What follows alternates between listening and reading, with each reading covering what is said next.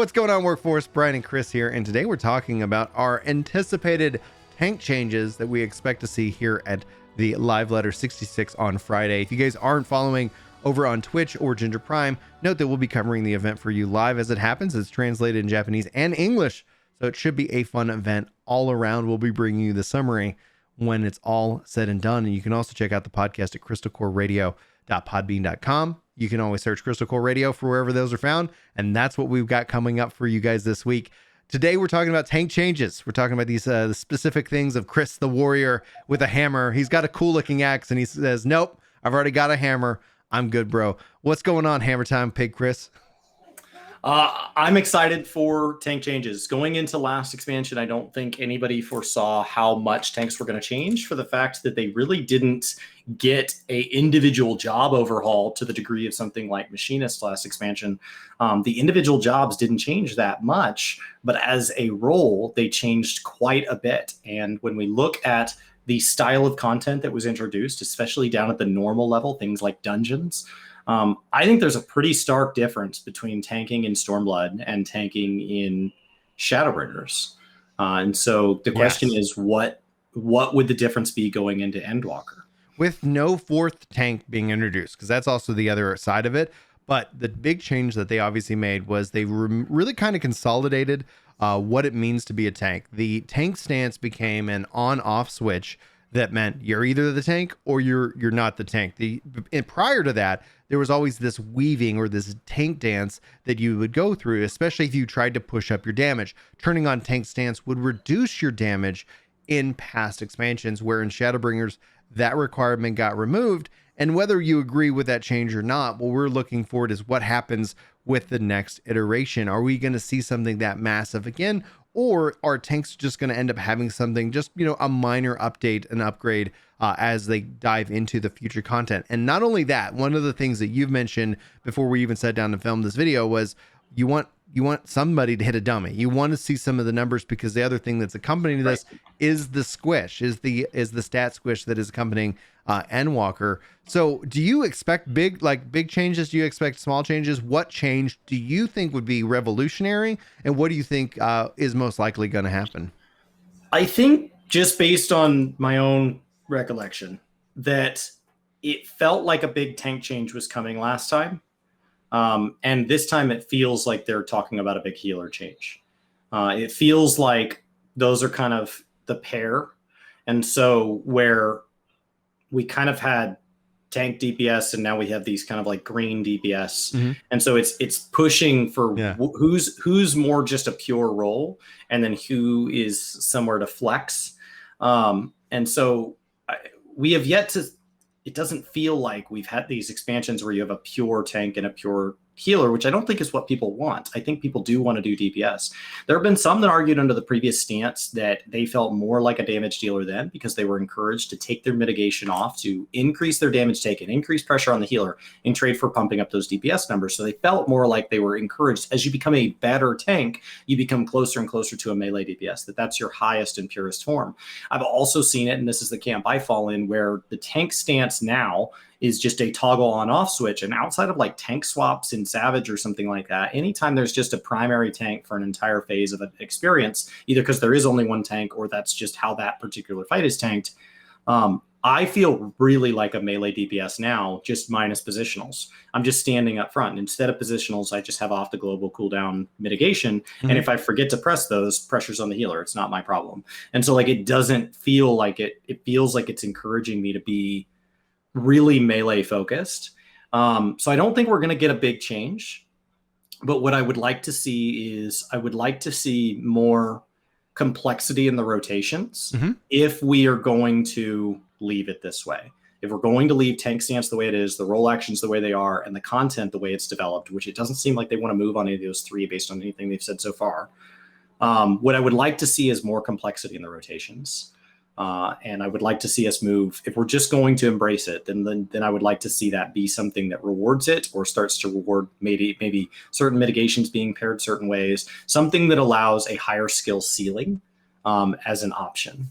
That's an interesting thing to bring up, because one of the things, and as it exists right now to tanking, I'm speaking as a controller player primarily, is that I feel personally that the Paladin has the most complex tank rotation, but it's still the one that I recommend people start off with when they're starting to learn tanking. But when it looks at the various rotations, especially weaving in magic, as a controller player, there's like 3 changes that I wish they made to Paladin. It actually made it to where when I look at Gunbreaker, when I look at Dark Knight, that's where I just gravitated towards naturally over Paladin due to that just simple fact that certain abilities needed to have some kind of upgrade ability.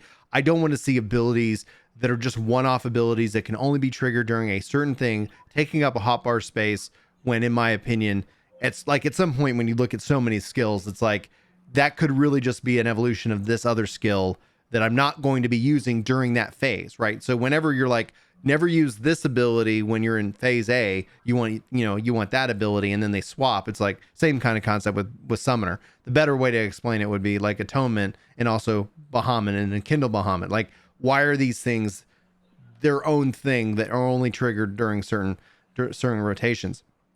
And so when I look at it though, like when I look at all the 4 tanks, I think for me, the clear winner when it came to the tanks themselves is Dark Knight and Gunbreaker for me. I know Warrior speaks to you, but coming off the media tour, going in through this entire year, Warrior didn't feel like it got the love it got in Stormblood. I thought the changes they made to Warrior and Stormblood were phenomenal, where in this case, I just felt it got outshined thematically in terms of its skill and what it decided to bring to its overall rotation. So I agree with you. I'd love to see a higher skill ceiling when it comes to tanks, but then the controller player in me goes, it would have to be very well thought out, because adding in a more complex rotation is perfectly fine.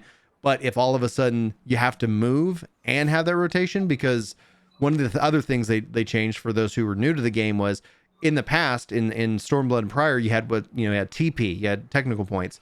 Those points dictated your skill cost and especially your AoE skill cost. So it did limit your ability to do area of effect, and we saw in Shadowbringers more area of effect stuff come in, meaning bigger pools. So I agree with you. I am kind of concerned because my hotbars are already filled up depending on which tank that you're on, and so I would hope to see one of 2 things: either skills that automatically upgrade into other skills that's a part of that rotation, or and I hesitate with this because when people hear PvP combo system, they think it's some kind of easy mode, and it's not.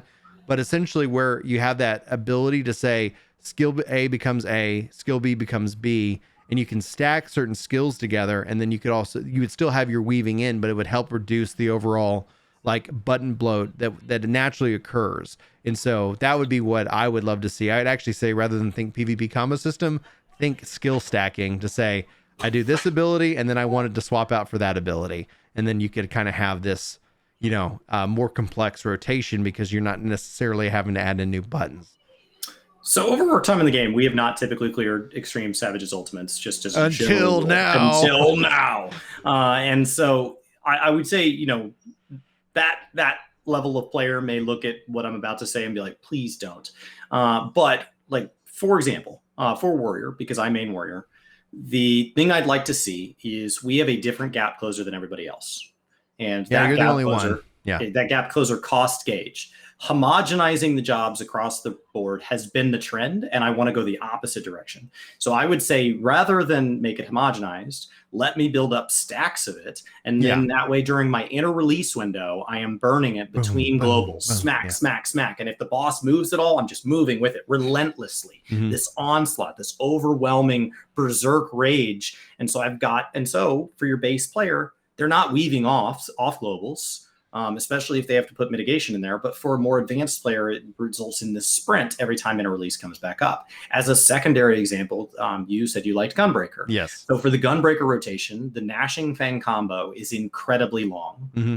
But it's very, very flat. It's effectively, just counting 1 to 17 over and over and over. And there's a little bit of back and forth in the middle, but it's back and forth that's so repetitive that you could just write out the abilities that you've already done once, and it's just push the buttons in the order.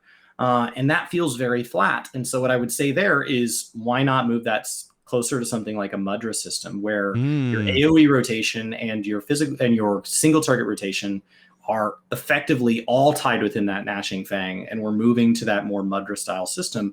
And what I like about the Mudra style system is that I can have the ability for me to start flagging. I love that flag above my head, the bunny ears, to tell me I screwed up. Give me something like that. And so that's like the two tanks that kind of jump out as the one I play and the one that you play that I like. I think you can add that complexity where if somebody doesn't do it, they're still going to hold threat because we gave them 10 times enmity. So that they're going to be fine. But for somebody that wants to maximize that combo, for somebody that wants to get beyond normal content, we give them the ability to start really dialing up what they do. And maybe some of those combos include things like mitigation. Maybe there's, I don't know how this stuff plays off the fact that you are a tank and not a melee DPS. So you don't want to just copy what you've done for the melee. Ideally, there are, interesting combinations within mitigation that are taking place as well. Things like Shake It Off. I think it's Shake It Off that consumes other defenses off the top of my head. Yes. Yeah. So the more you consume, the better your buff to the party ends up being, which is actually it's quite handy in that regards. Yes. Right. So I don't know. Just more, because especially if you're going to leave normal dungeons that attainable, giving me something to chase on my own, makes those more exciting. I have not wanted to run Shadowbringers dungeons over and over and over, and yet I've run plenty of roulettes this expansion. I think it's going to be interesting to see what kind of, like I said, like earlier, in terms of like the theme. When we look at the 4 tanks, I think that I'm very pleased with the offerings that they bring, right? You've got the warrior, like you said, theming into that berserker style rage tank. I would hopefully like to see, I guess for your sake, that they could have a fancier hammer than the one that you currently carry, because like you put a lot of work into getting your maybe relic. Like a red and gold one from somebody in particular. Maybe that would be kick-ass, by the way. Like whenever I saw his they weapon, could put that one on the Mog Station. Oh, that's controversial. Like, no, make it drop from the game. Oh, anyway, at its core, they put outfits on the Mog Station from individual characters. Oh, they have. Past. Oh, yeah. Like them doing that wouldn't surprise me whatsoever. They've actually put a scythe out on the Mog Station, and hey, look what we got. I guess enough people bought a scythe. We're getting a Reaper. Yeah. That's how they funded Reaper. Oh man. That's all they have to do with the cash out. This is like, I don't need the video to evolve. It just like this fun. Do you guys want Beastmaster? Because you haven't been buying our Beastmaster merch. No, buy the merch, and then Beastmaster makes an appearance. It's kind of like Smash Brothers. Like, oh, you really want this character, in 14? Well, here you go. Here's our campaign to make it happen. Oh man, Beastmaster as a tank would be sick, dude. That would be freaking sick. That's what I wanted to see. Like, I'd love to see some kind of druid-esque where it's like you take on a tank that basically has a couple different forms. Back when you had warrior and paladin, like you kind of had like that berserker versus that more defensive style. And so now as we go into the theme of these 4 tanks, I guess, yeah, you could say Dark Knight and warrior maybe are your more berserky damagey style, and paladin and maybe gunbreaker more your, I guess, mitigation style tanks. And so I don't know, like at the end of the day, I'm concerned about skill bloat because I felt it on Paladin, and I'm concerned for new players coming in on the tanks because I'm like, if they cut skills at the beginning of the game to make room for skills at the end of the game, we're just kicking that can down the curb. I think they have to have a bigger UI kind of update when it comes to how players engage with their skills if we want an increase in ceiling whatsoever. We also have to be careful because that results in pruning. Yeah. And low-level dungeons on some jobs already don't feel good. So taking more abilities from that off the bar, there are already jobs that are starting to feel a little bit awkward at various transitional phases throughout, especially Realm Reborn. When you get back into a Realm Reborn dungeon, some of those punch pretty nasty, and people don't realize that like you've just popped all your cooldowns to do a pull, and they're like, hey, we did that pull, it went really smoothly. Let's pull that big again. Maybe let's not. And so, I think skill pruning is a side effect of skill bloat trying to be mitigated. Yeah. And it doesn't feel good either. Do you think we'll see more within the role of tanks, like more of the skills moved into the shared role in that regards? So that like right now we have like 6 abilities. I think it depends on the role, but you have like provoke and rampart and things like that. Do you see that maybe from a prune perspective that they end up not necessarily getting pruned, but for example, tank stance, right? Why are there 4 different names for tank stance as opposed to like moving that into just a role shared ability? Probably because I don't know. I don't know. I Right. don't have a good reason. Well, no. Do you see that I as think a my fear with possibility? the role action section growing is, you know, you could argue, why is our ranged attack not a role action? But it's because the ranged attacks are actually all slightly different. Well, not all, I think, but same with your invuln. The invulns are different, drastically different, but they do all have an invuln. So like an invuln as a quality is something that makes you a tank in Final Fantasy XIV. Right. And because all four have it, if there ever is a fifth tank added to the game, it will require an invuln to get through all the content that we've learned to tank with invulns. And so now you're talking about designing a job, and literally like before you have even decided what the job is, so like, yeah, but it's gonna have an invuln first, right? Well, I don't know. I don't know if that makes sense for this job. No, it has to have an invuln because we designed content that requires that and want to continue to do so. So I think if you're going to keep things out of the role action category, I'd like to see more differences between them. Mm-hmm. Seeing tank stances gain a difference would take them back to being old stances. So it would take them back to being stances. And so I think they're more like the two fairies, where they're kept as non-role actions as a remnant of what they started as, not as where they're headed. Yeah. So, guys, keep it locked here. This week, we're going to also next be talking about healing changes that we want to see. So be sure to tune into that video tomorrow. And then we'll talk about casting and DPS changes as well as we build up to Friday. The event is already scheduled over on Ginger Prime. You can always subscribe over on Twitch or just follow over on Twitch. YouTube and Twitch, man. The names always trip me up. Check the links in the description if you're curious and want to hang out with us for the event. Otherwise, I will make sure that we have the links and stuff like that for the direct event as soon as they're provided for you guys as well. Being that it's live translated in English, we're very excited that we can kind of hang out with you guys for that time, but also very curious about your thoughts as the live letter is finally here as we dive into pretty much the build up to this expansion. So Chris, why don't you take us out? Guys, let us know down in the comments below what you think about tank stances, and then of course carry those conversations into all the upcoming videos. The schedule around content will change quite a bit from week to week as we get closer and closer and into the early weeks of Endwalker. And of course, keep, ideally at this point, I would say as a PSA to anybody staying this long, if you could keep the conversations on the relevant video as just a general trend, because what we're going to move into is probably some spoiler topics soon. And that'll be where that's more important. So individual videos can have their individual conversation, only because I'm thinking about upcoming spoilers, not because tanks can't be talked about anywhere. They should be talked about everywhere. Tanks are the best. Warrior is the best. I know I can speak for Brian and I when I say that. For both Brian and Chris, warriors are the best job of all jobs. Take care, and we'll see you next time.